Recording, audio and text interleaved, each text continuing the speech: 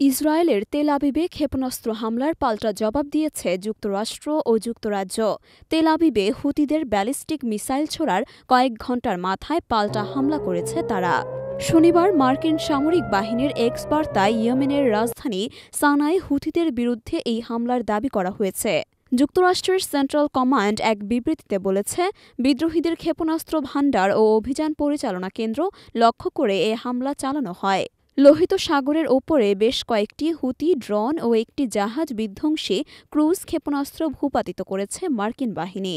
এর কিছু পরেই হুতি বিদ্রোহী নিয়ন্ত্রিত আল মাসিরা টিভি চ্যানেলের খবরে পশ্চিমা বাহিনীকে দায়ী করে সানার আত্তান শহরে হামলার খবর জানানো হয়।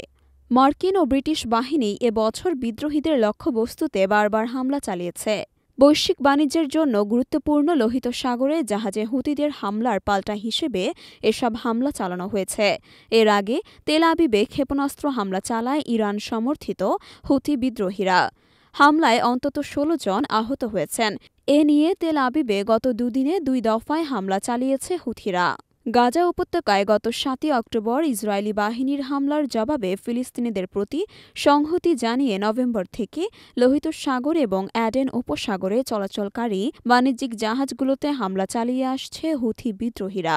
প্রথম দিকে ইসরায়েলের সঙ্গে সম্পর্কিত জাহাজগুলোতে হামলা চালালেও বর্তমানে যুক্তরাষ্ট্র, যুক্তরাজ্য এবং অন্যান্য বাণিজ্যিক জাহাজেও হামলা চালাচ্ছে এই গোষ্ঠীটি।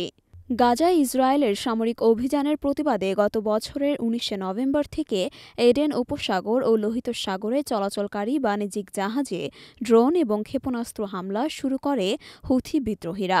ইয়েমেনের সর্বাধিক জনবহুল এলাকার নিয়ন্ত্রণকারী এই গোষ্ঠীর অনবরত হামলায় বৈশ্বিক পণ্য পরিবহনের অন্যতম প্রধান এই জলপথে ব্যাপক সংকট তৈরি হয়েছে। হুথিদের একের পর এক জাহাজে হামলার জবাবে মার্কিন ও ব্রিটিশ সামরিক বাহিনী প্রায়ই হুথিদের অবস্থানে হামলা চালাচ্ছে। শনিবারও ইয়েমেনের সশস্ত্র এই গোষ্ঠীর লক্ষ্যবস্তুতে নতুন করে হামলা চালিয়েছে যুক্তরাষ্ট্র। ইসরায়েলে শনিবারের হামলার দায় স্বীকার করে হুথি বিদ্রোহীরা বলেছে, ইসরায়েলি একটি সামরিক লক্ষ্যবস্তুতে ব্যালিস্টিক ক্ষেপণাস্ত্র নিক্ষেপ করা হয়েছে। ইসরায়েলি সামরিক বাহিনী বলেছে, ক্ষেপণাস্ত্রটি ভূপাতিত করতে ব্যর্থ হয়েছে বলে স্বীকার করেছে, যে কারণে ভোরবেলা তেল আবিবে ক্ষেপণাস্ত্র আঘাত হানার সময় সেখানকার শত শত বাসিন্দা তাদের বাড়িঘর ছেড়ে যেতে বাধ্য হন।